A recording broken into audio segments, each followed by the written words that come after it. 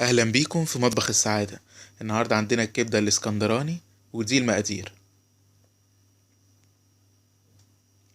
عندنا حوالي كيلو كبدة متقطع شرايح صغيرة، ودي معلقة خل وليمون، ودي البهارات بتاعة التتبيلة، ودي المستردة. هنحط المستردة على التتبيلة،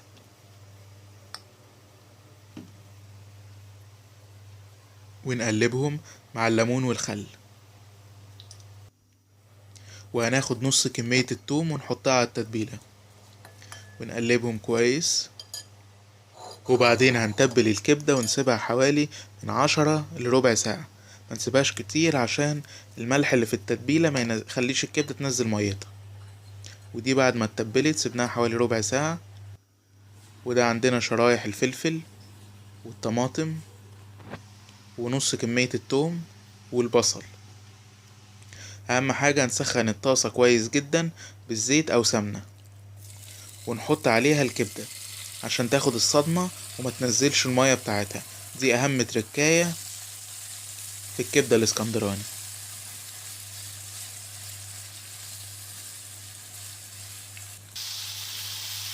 ودي بعد ما اتحمرت شوية، وبعدين هنطلعها في طبق بره بعد ما تتحمر وتقفل كل مساماتها. في نفس الطاسة هنحط البصل بتاعنا نشوحه مع التومة،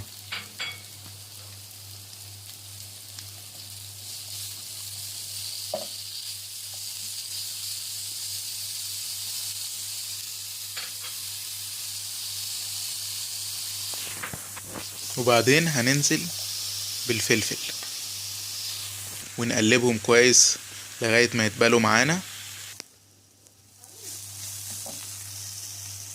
وبعدين هنحط بقية الكبدة بتاعتنا، نقلبهم حوالي 5 دقايق كلهم على النار في نفس الطاسة.